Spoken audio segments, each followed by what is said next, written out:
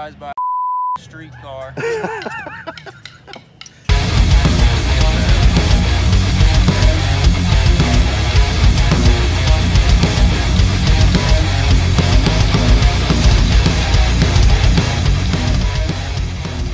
Alright, good morning guys. Got a long day ahead of us. First things first, we gotta take some parts to Uncle Bob. Our valve showed up from Mast for the Falcon, so he's gonna throw that head together for us real quick, and we'll take it home. He's also got the head for the Supra done. We're gonna go pick that up, drop some parts off for him, and we're gonna take the pace car. So we got some issues figured out on the pace car with the fuse blowing, and hopefully we'll be able to drive this thing today and beat on it a little bit and see if it's fixed. It was blowing a lot of fuses, and we ended up putting a fuel pump relay in line with the output wire. Take the pace car, go see Uncle Bob, get some parts, hopefully get the Falcon back together today.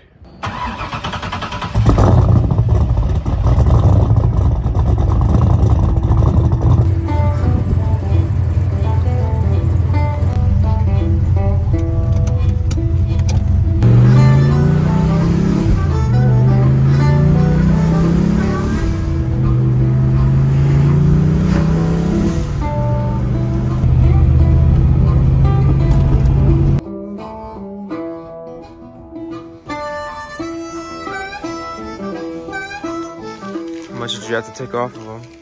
Just 3 or 4 thousand. Cool. Awesome. They did fantastic. I cleaned up the seats and looked at them. I didn't see no damage. Pattern looks really nice.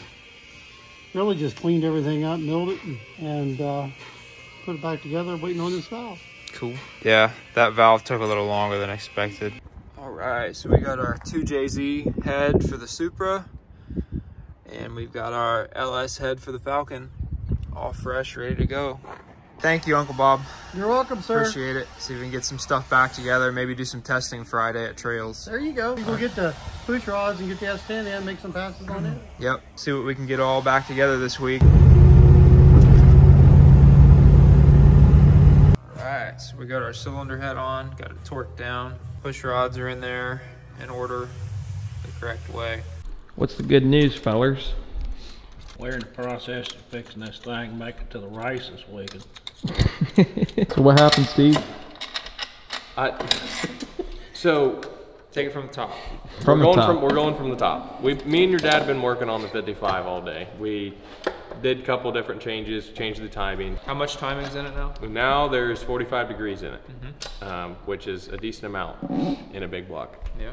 But he thinks it will. He said it has low compression because it sounds like it has low compression. No, because we put a compression tester in it, and it only pumped 160 on the compression test. Okay, well that doesn't mean anything. Okay, so we bumped the timing up to about 45. Then we changed the jets. We jetted it down 2000s on the orifice hole. And then, so we've been driving it around every once in a while, and then we went and got fuel, and when we were pulling up in front of the house, your dad was flying the drone, and he goes, pull up in front of the house and put it on the brake and launch it. Thinking ahead to that situation, I didn't put it to the floor when I got it on the trans brake. I just got it up to the point where it would actually sit on the two-step. So I let go at like 3/4 throttle, and of course it still annihilates the tires.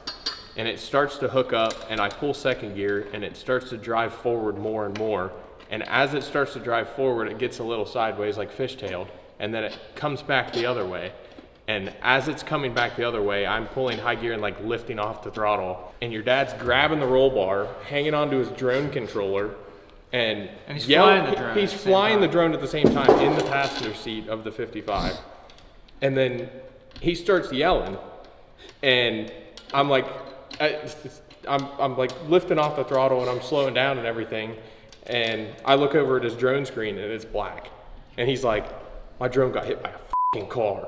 And so we have to turn around, and as I'm turning around, there's a sheriff that goes by the other way, and I thought he saw the whole thing, so we're screwed. So I turn around and I follow him, the sheriff, back up the road, and I look up the road and I can see the drone just laying in the middle of the road.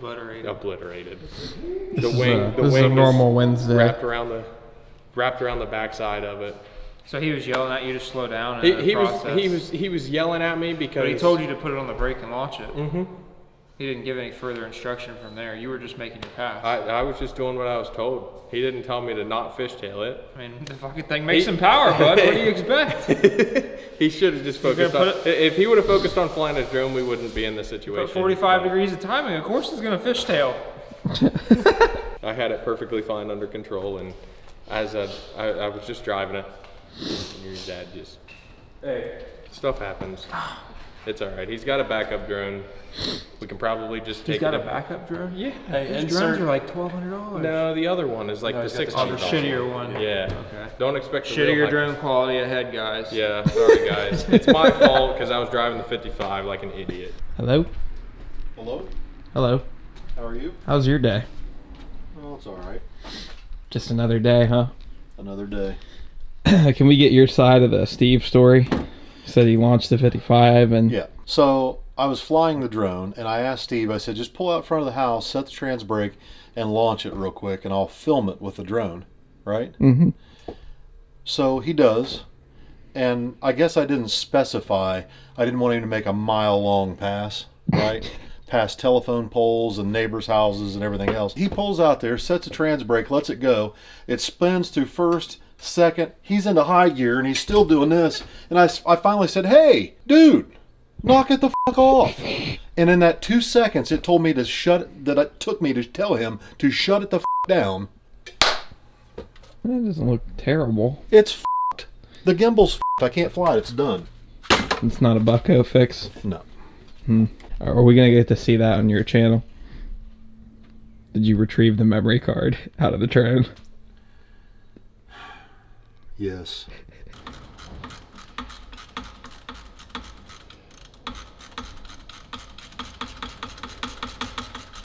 Steve, you're so good at that. I know, I did it Somebody last get night. this man a socket. That's what I was doing. And he's like, I got it ripped. People been commenting. They say they want shop content. This is what they get. I'm used to short stroking. You can ask my girlfriend. Whoa, Todd, that's enough of that. Dude, how many freaking...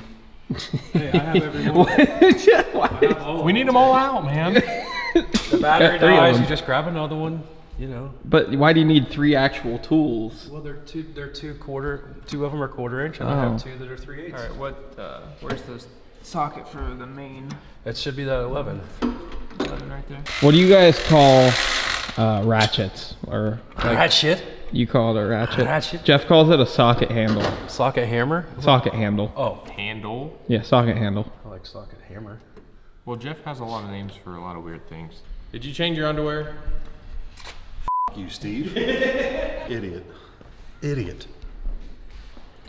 Can you tell us, just explain, like as me, I don't really know, but 45 degrees of timing, is that a little high? It could be. Could be. What are we are? Kind of demo We're all just testing gonna gang up on me now and... No, I just... No, they've been ganging up on me because I said something about I tune by ear because of race pack, and then he's like, hangs out with Dad for one afternoon, and he's a fucking tuner. Tanner 2 Tunes. People say they want shop content. More shop content is what they get. It's a whole lot of just walking around looking for the right tool for the job. Someday I'll break these dumbasses from laying tools all over the cars. Because not all of our cars look like ass like this one. I'm tired of seeing that happen on the 55 and on my Malibu and on the El Camino. Like anything that gets worked on, there's tools all over it. I'm gonna break their ass of it. See, that's a tool cart.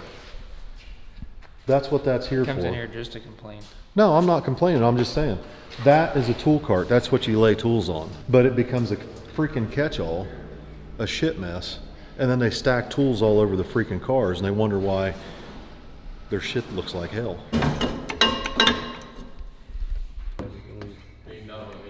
I bought one. It's in my truck in the bag. I just have. Can we get a burp? There it is.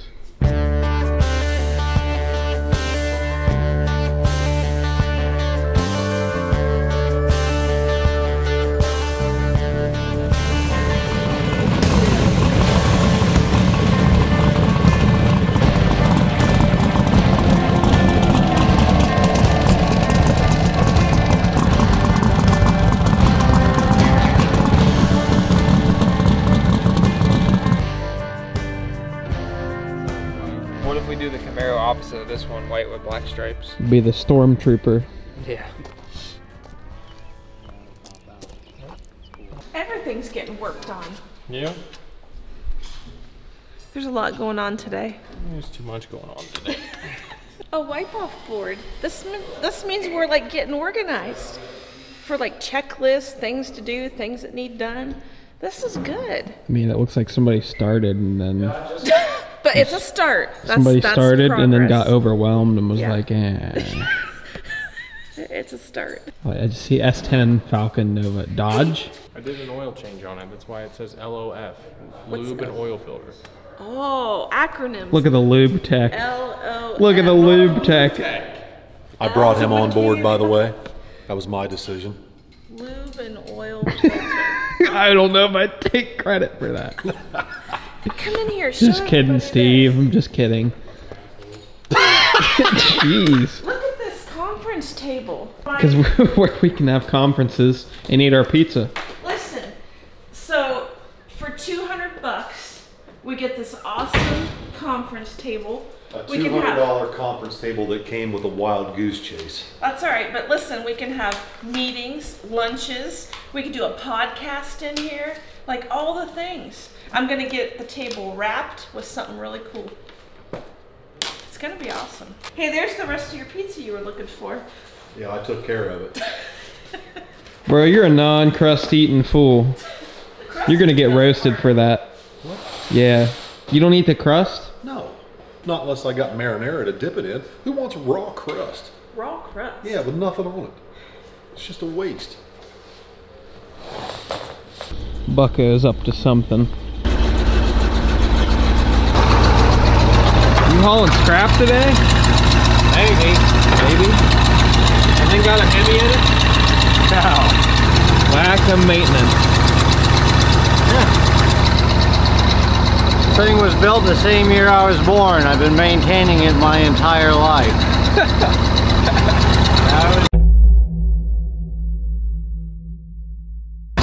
I was born. There's a mouse. There's the starter that fucking Chumpy's been looking for fucking. Me and Bucko are picking through the scrap pile before it actually makes it to the scrap yard. This is supposed to go to Chumpy as a core.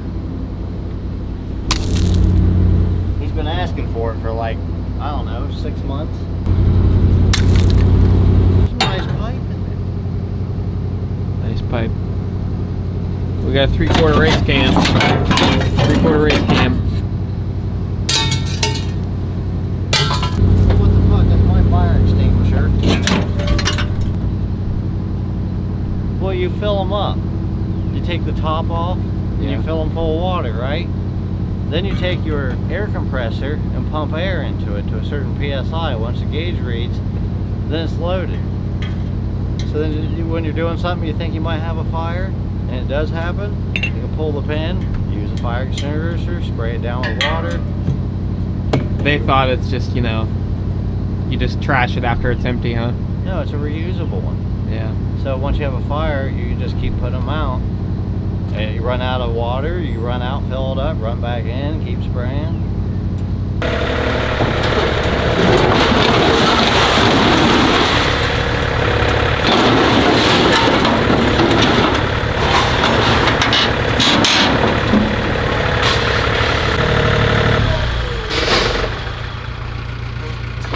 Your brother loses those snap pins, the clips that hold the ramps in the back of his open trailer. He loses them all the time. The little shit stole one out of the bucket on my tractor, so I go to dump scrap in the freaking dump truck and my bucket falls off. Life is every day. Every day. Every day I go to use a tool or a piece of equipment and I find out that half of it's missing. It's been borrowed to piece together some other pile of shit that's not my problem. But it always becomes my problem. Every day. Can you believe it?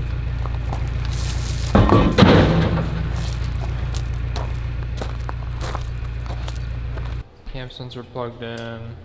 Plug wires are on. Output wires for the injectors are on right. good.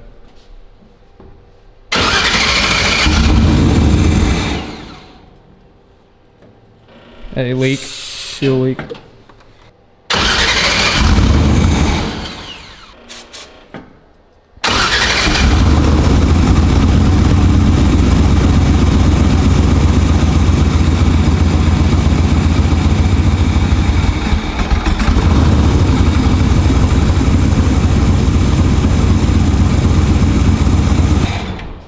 Something going on. Don't sound good out this side.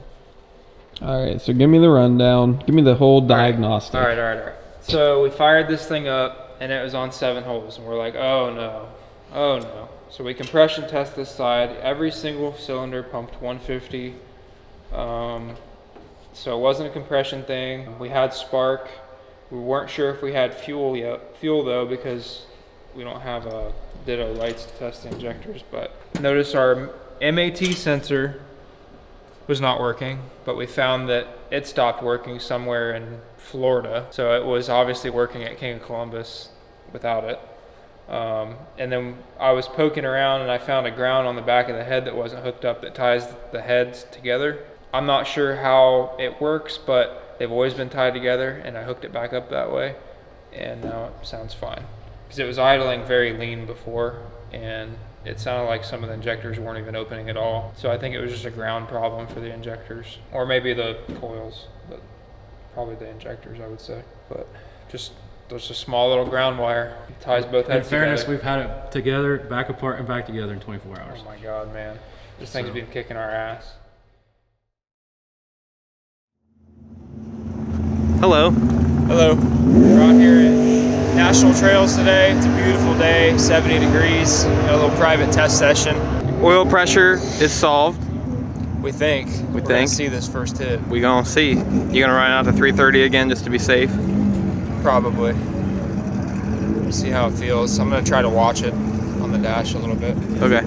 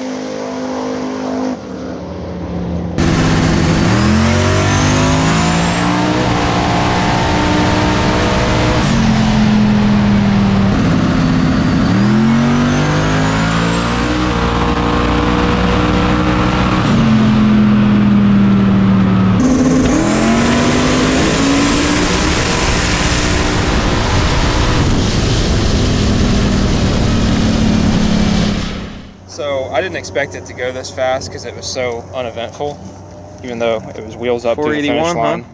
But 155. Yeah, that was literally like 19 or 20 pounds. Usually it would take 26 pounds to do that with the old motor. I dream of that kind of mile an hour. It honestly felt like a stroll in the park. Yeah, I mean, it didn't look that fast, I'll tell you that. Oil pressure good? Yeah, so I stayed in it because I looked down at the shift and it was going so straight I could look down. Mm-hmm. And it said 75, so I just stayed in it. Good for you.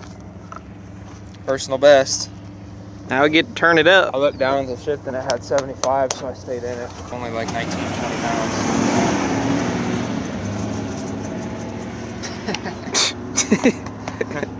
Now if I can just fix my door so that it doesn't sink in like that.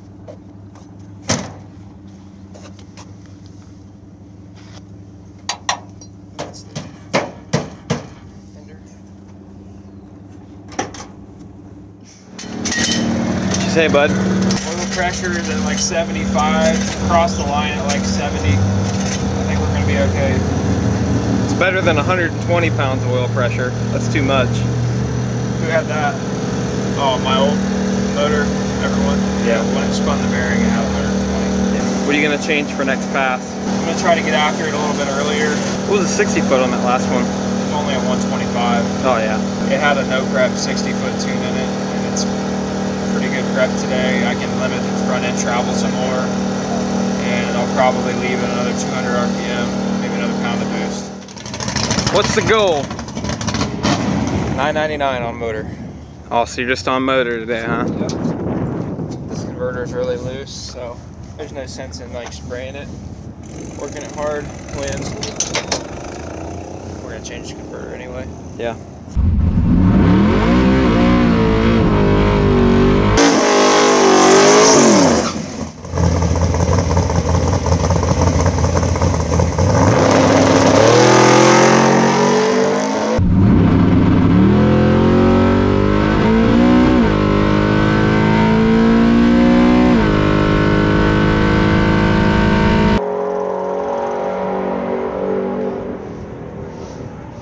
There it is. I went $9.99 with an 8. With the plugs back. We got it. It broke up pretty bad down low.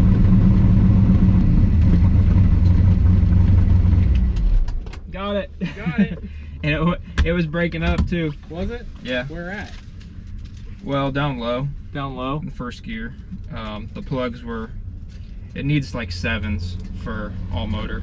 Yeah. Because the 10s just load up so bad at idle. But it cleaned up near the end of the run. Went 108.9 to the 8th. Yeah.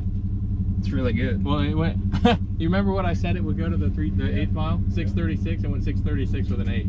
Went almost 109 to the 8th. Here's the thing, like, it was breaking up. Yeah, it'll. I told you it'd probably take one pass to clean It needs the like plugs up. 7s for motor. Yeah. I put 10s in it because I was thinking we'd spray it, but yeah, it'll take one pass to clean the plugs up, and then after that it'll probably pick up. You said your goal was $9.99, huh? $9.99, it did it. $9.99 with an 8. And it wasn't even like completely right either.